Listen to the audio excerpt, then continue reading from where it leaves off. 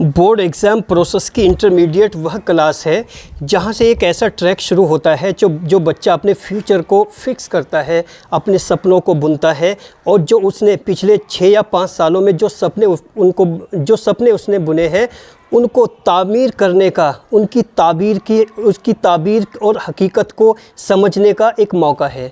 Intermediate के बाद जो ट्रैक शुरू होता है वो किसी भी स्टूडेंट की मंजिल तक जाता है और मंजिल तक पहुंचकर उसके बाद उसकी ज़िंदगी का एक नया सफ़र शुरू होता है। हम अपने दर्शकों को बता दें कि यूपी बोर्ड जो 2024 का रिज़ल्ट आया है उसमें ग्रामीण क्षेत्र में स्पेशली एन एक्सप्रेस ने लगातार दस्तक दी है और टॉपर से बात करने की कोशिश की है। और अगर हम इम्पॉर्टेंट कोई बात करें तो उसका कहीं ना कहीं एक औचित्य निकलता है कि जब कोई भी स्टूडेंट किसी कॉलेज को टॉप करता है और टॉपर होने के बाद जब वो मंजर आम पर आता है सोशल मीडिया के थ्रू या किसी डिजिटल प्लेटफॉर्म के थ्रू, तो कहीं ना कहीं उसके ख्वाबों को परवाज़ मिलती है। उसके ख्वाब जो कहीं सिर्फ़ एक ख्वाब थे वो हकीकत में बदलते हुए नज़र आते हैं। आज हम लोग हैं ज़हीरपुर गांव में, जो ब्लॉक और तहसील देवबंद का एक गांव है। गोपाली इंटर कॉलेज माइनॉरिटी का एक कॉलेज है जो माइनॉरिटी मैनेजमेंट कमेटी के तहत चलता है। वहीं का एक स्टूडेंट हमारे बराबर में बैठा है और उनके पिताजी एक गवर्नमेंट टीचर हैं और इधर माताजी बैठी है जो हाउस लेडी है, घर का काम संभालती है। तो जानने की उनसे कोशिश करते हैं वो किस तरह से इस परफॉर्मेंस को, जो आज ये परफॉर्मेंस उनके माता पिता के सामने, उनके गाँव वालों के सामने, उनके समाज के सामने है, उसकी हकीकत क्या है। अपना नाम बताइए। सर, मेरा नाम मोहम्मद कमर सिद्दीकी है। मेरे वालिद का नाम ज़ीशान अहमद है और वालिदा का नाम हमीदा खातून है। आपने गोपाली किसान एग्रीकल्चर इंटर कॉलेज टॉप किया है, तो कितने % आपने अचीव किए हैं मार्क्स? सर, मैंने 86% मार्क्स अचीव किए हैं। जब आपने एग्ज़ाम दिया तो आपका कैलकुलेशन 86 बनता था या कम ज़्यादा बन रहा था? सर, जो मेरा कैलकुलेशन था सर वो 95 प्लस का था। तो ये कम परसेंटेज, यानी हालांकि आप टॉपर हो, फर्स्ट पोजीशन पे हैं, लेकिन उसके बावजूद अगर 9% कम की बात करें तो ये कैसे मुमकिन हो सकता है कि इतना परसेंटेज आपका डिडक्शन हो जाए? सर, ये तो अगर जो बोर्ड कॉपी है वो चेकिंग अच्छी तरह होती तो इतने में अचीव कर सकता था। लेकिन आपके पास RTI का एक रूल है जिसके तहत आप रीइवैल्यूएशन करा सकते हैं, तो उस पर कितना यकीन करते हैं? सर, उस पर भी फुल यकीन है। सर, क्या कुछ प्रोसेस में चल रहा है, कुछ माइंड में चल रहा है कि मुझे रीइवैल्यूएशन करानी है अपनी आंसर शीट्स? सर, फ़िलहाल तो माइंड में नहीं है सर। 86% थे सर इसी में। अपने सब्जेक्ट के अलग अलग इंडिविजुअली सब्जेक्ट को मेंशन करके बताइए कौन से सब्जेक्ट में कितने मार्क्स हैं? सर, मेरे हाईएस्ट मार्क्स बायोलॉजी में आए हैं 97% और केमिस्ट्री में 96% और फिज़िक्स में 77% आए हैं और हिंदी में 88% और इंग्लिश में 72% आए हैं। कौन से सब्जेक्ट में मार्क्स डाउन होने की संभावना आपको नज़र आती है? सर, फिज़िक्स और इंग्लिश में सर कम है मार्क्स। क्या आपको पता है कि जो स्टूडेंट न्यूमेरिकल मेंटलिटी के होते हैं तो थियोरेटिकली वो कहीं ना कहीं उनके मार्क्स कम ही आते हैं? जी सर, वो जब थियोरिकल पूरी पढ़ लेते हैं तो न्यूमेरिकल और थियोरिकल तो सेम ही हो जाते हैं फिर। जी। 12th करने के बाद क्या करने का इरादा है? सर, फ़िलहाल तो नीट प्रिपरेशन करेंगे, मेडिकल लाइन से ग्रेजुएशन कंप्लीट करेंगे। आपके पापा जी गवर्नमेंट टीचर हैं, तो कितना योगदान आपके पापा जी का रहा है और कितना आपकी अम्मी का रहा है? सर, फुल योगदान मेरे वालिदैन का है और इन्होंने पूरी मुझे प्रेरणा दी है, गाइडेंस दी है और सर माताजी का भी बहुत योगदान है।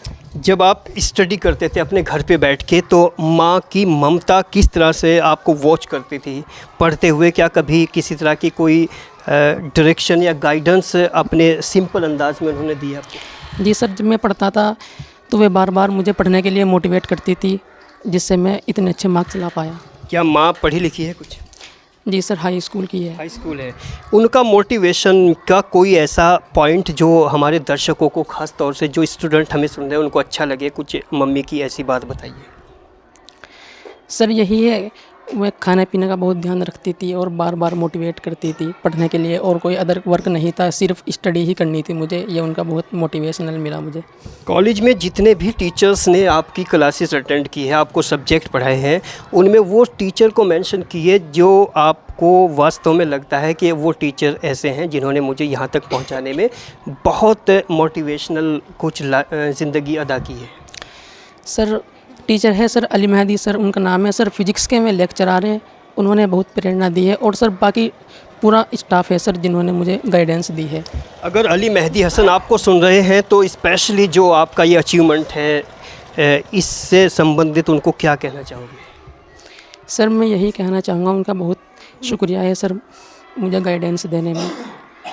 गोपाली किसान एग्रीकल्चर इंटर कॉलेज ओवरऑल अगर मैं बात करूं स्टाफ, मैनेजमेंट और वहाँ के प्रिंसिपल को लेके एक लाइन में क्या है पूरा कॉलेज? सर वहाँ अधिकतर स्टाफ तो सर टीचर ही है और प्रिंसिपल भी बहुत अच्छे हैं। आपकी हॉबीज़ क्या क्या है? सर हॉबीज़ तो स्टडी करना है सर, और मेडिकल लाइन में जाना है, वालिदैन के सपने को साकार करना है। ये आपका अपना सपना है कि आपके फादर का सपना है नीट क्वालिफाई करना? सर ये मेरा ही सपना है, वालिदैन की गाइडेंस है। क्या किसी नीट क्वालिफाइड किसी कैंडिडेट से आपकी मुलाकात हुई है पिछले 2-4 सालों में? सर नीट क्वालिफाइड कैंडिडेट से तो बात नहीं हुई, लेकिन सर ऑनलाइन जो इंटरव्यूज़ आते हैं वो देखता हूँ सर। टीचर जो नीट की प्रिपरेशन कराते हैं उनके टच में रहता हूँ सर, उनकी टचिंग में बात हुई है टीचर से। एक डॉक्टर बनना चाहते हो? जी सर, डॉक्टर बनना चाहते हैं। किस तरह के डॉक्टर? 21st सेंचुरी के भौतिकवादी डॉक्टर बनना चाहते हो या हकीकत में एक डॉक्टर ही बनना चाहते हो? सर हकीकत में एक डॉक्टर ही बनना क्या चाहते हैं। आपको कोई डॉक्टर ऐसा लगता है जो शक्ल से डॉक्टर लगता हो आज के ज़माने में? मीन्स ऐसा कोई डॉक्टर है जिसके मन में रहम हो? कोई ऐसे डॉक्टर को मेंशन कीजिए। सर मैं डॉक्टर आमिर है वो सर रायबरेली के हैं, उनसे मैं टचिंग में हूँ सर, उनकी वीडियोस देखता हूँ सर। उन्होंने नीट क्वालिफाई। वीडियो छोड़ दिए, सोशल मीडिया पे जब बात होती है तो आदमी के कई चेहरे होते हैं, हकीकत कुछ और होती है, अफसाना कुछ और होता है। क्या कोई ऐसे MBBS MD डॉक्टर को मेंशन कीजिए जिन्होंने बिना फीस के किसी गरीब पेशेंट को देखा हो? कभी किसी से राबता हुआ है? सर फ़िलहाल तो नहीं है, फ़िलहाल तो स्टडी करते हैं, फिर सोसाइटी में संपर्क स्थापित होएगा तो सर तब देखेंगे। क्या आपको लगता है कि आजकल डॉक्टर अपना नैतिक जिम्मेदारी जो निभानी चाहिए वो निभा रहे हैं? सर फ़िलहाल तो ऐसा संपर्क मेरा हुआ नहीं, और वालिदैन का हुआ है, गांव वालों के हुआ है डॉक्टर से। ओके, अम्मी बैठी है, उनसे भी बात करते हैं। बेटे ने इंटर कॉलेज टॉप किया है 12th और अब पूरे समाज का सर फ़ख्र से ऊंचा किया है। एक माँ क्या कहना चाहेगी? जी मैं तो यही चाहती हूँ कि मेरा बच्चा और भी आगे कामयाबी। तो डॉक्टर बनेगा बच्चा, ये आपका सपना है या बेटे का सपना है? जी हम सब का ही सपना है, माँ बाप का तो ज़्यादा होता है, बच्चों का भी। बहन क्या कहना चाहेगी आज इस खुशी के मौके पर? मैं ये कहना नाम बताओ पहले। मेरा नाम सफ़िया है, मैं कक्षा 8 में पढ़ती हूँ और मैंने आज मेरे भैया ने 86 मार्क्स लाए, मैं बहुत खुश हूँ। बहुत खुश है। मास्टर जी, आप गवर्नमेंट टीचर हैं, बच्चे को डॉक्टर बनाना चाहते हैं, आप टीचर बनाना क्यों नहीं चाहते हैं? सर सबसे पहले तो मैं आपके चैनल का शुक्रिया अदा करता हूं कि आपने आए और मेरे बच्चे की हौसला अफजाई की, इसके लिए आपका बहुत बहुत शुक्रिया। मेरा नाम जीसान अहमद है और मैं प्राथमिक विद्यालय में टीचर हूं। जी, तो बेटा डॉक्टर ही क्यों बनाना चाहते हो बेटे को? सर डॉक्टर इस वजह से बनाना चाहते हैं कि इसमें जो हमारी सोसाइटी है, समाज है हमारी, जो इसकी ये ज़्यादा खिदमत कर सकता है इस क्षेत्र में जाकर। तो क्या आपको भी लगता है कि आज के जो डॉक्टर अच्छे क्वालिफाइड हैं, अच्छा पेमेंट इन्वेस्ट करके वो डॉक्टर बने हैं, क्या उनके मन में खिदमत खल्क जज्बा बाकी रहता है? सर सभी डॉक्टर तो ऐसे नहीं होते जो पैसा लगा के डॉक्टर बनते हैं, वो उनके जहन में अधिकतर बात होती है पैसा कमाने की। लेकिन सभी डॉक्टर जैसे नहीं होते। मैंने देखा है बहुत से डॉक्टर ऐसे कि उनके मन में खिदमत हल्की भी है। एक डॉक्टर थी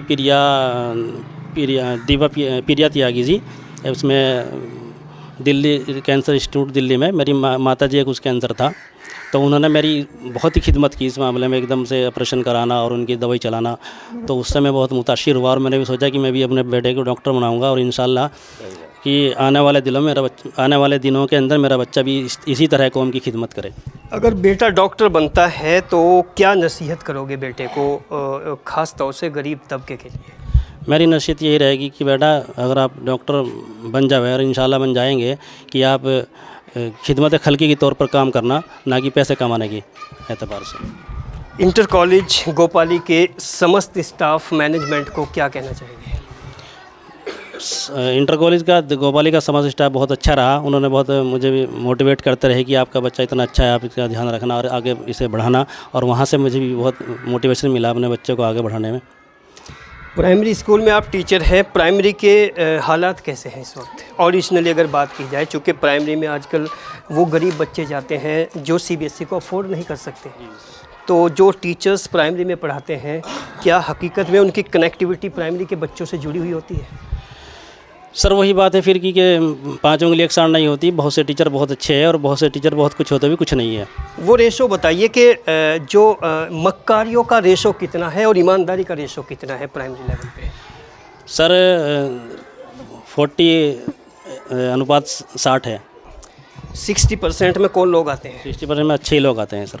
और जो 40% है उनको अच्छा बनाने का कोई तरीका बताइए ताकि ये बात सरकार तक पहुँचे और सिस्टम तक पहुँचे। उनके लिए नसीहत ये है कि अगर वो सोच ले कि जिस तरह मैं अपने बच्चे के लिए चाहता हूँ कि मेरा बच्चा आगे कामयाब हो, आगे पढ़े लिखे और डॉक्टर बने या UPSC करे या इंजीनियर बने या अधिकारी बने, वो ऐसे ही अगर गरीब बच्चे के बारे में सोच ले तो ये मसला बहुत जल्दी हल हो सकता है सर। बेटे के 86% टॉपर पर कोई शिकायत अगर है, कोई शिकवा, वो भी बताइए। नहीं सर, शिकायत तो कुछ नहीं, लेकिन मुझे भी उम्मीद थी थोड़ा फिजिक्स में नंबर इससे कम रह गया। 90+ भी मैं उम्मीद करता था, मुझे भी पूरा अंदाजा था कि मेरे बच्चे के 90+ नंबर आएंगे, लेकिन फिर भी 86 है, जैसे ठीक है नंबर है। फिर एज अ फादर समाज को क्या संदेश देना चाहेंगे बेटे की इस अच्छी कामयाबी पर? मैं एज ए फादर यही संदेश देना चाहता हूँ कि ज़्यादा से ज़्यादा अपने बच्चों को तालीम हासिल करें, क्योंकि बिना तालीम के कोई भी कौम तरक्की नहीं कर सकती। चलते चलते लास्ट में जो स्टूडेंट अच्छी पोजीशन लाना चाहते थे, नहीं लेके आए, तो उनके लिए क्या संदेश है कमर सिद्दीकी का? सर मैं यही कहना चाहूँगा कि एक बार असफल होने से सफलता प्राप्त नहीं होती, कई बार लड़ना पड़ता है। हारा वही है जो लड़ा नहीं। मैं उन्हें एक भाई होने के नाते, दोस्त होने के नाते ये मोटिवेशनल करता हूँ कि आप लगन से स्टडी कीजिए, इंशाल्लाह आप कामयाब होंगे। और ये कमर सिद्दीकी जो गांव ज़हीरपुर से है, जब हमने टॉपर से इंटरव्यू किया है, जो 12th पास है, क्योंकि 10th में इतनी मैच्योरिटी नहीं होती, लेकिन 12th में मैच्योरिटी धीरे धीरे बनती चली जाती है। लेकिन कहीं ना कहीं इनोसेंट ख्वाब जो होते हैं, जो मासूमियत होती है, धीरे धीरे जब वो दुनिया में घुसते हैं जहाँ पर भौतिकवादिता की आंधियाँ लगातार चलती है, जब वो डॉक्टर बनना चाहते हैं तो वो खिदमत खल्क करना चाहते हैं, लोगों की सेवा करना चाहते हैं, लेकिन डॉक्टर बनने के बाद अमूमन मेंटलिटी में कमर्शलाइजेशन आ जाता है और वो कमर्शलाइजेशन इंसानियत से उसको दूर कर देता है। जितने भी इंटरव्यूज़ हमने किए हैं अब तक, हर एक स्टूडेंट ने, हर एक टॉपर ने अपनी बात यही रखी है कि मुझे सेवा करनी है, खिदमत करनी है।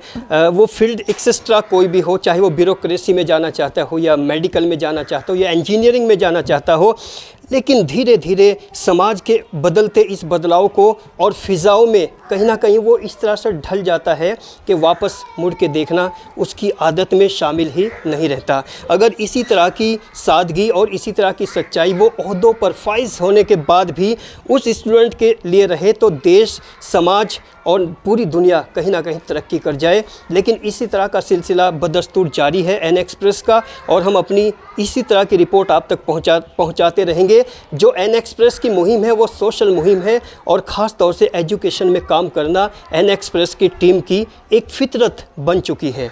हमारी इस रिपोर्ट पर कमेंट सेक्शन में अपनी राय ज़रूर दीजिए, और जो टॉपर्स हैं उनकी हौसला अफजाई करना हमारे हर एक दर्शक का नैतिक कर्तव्य है, क्योंकि कॉम्प्लीमेंट इज जस्ट सप्लीमेंट। और हमारे समाज में जो हम कंजूसता लगातार देख रहे हैं, वो कॉम्प्लीमेंट देने की कंजूसता बहुत ज़्यादा है। एक ज़माना हुआ करता था कि पड़ोसी क्या अब पूरा के पूरे गांव में जश्न का माहौल होता था अगर किसी की फर्स्ट पोजीशन आया करती थी, लेकिन आज महल्ले पड़ोस को भी मालूम नहीं होता।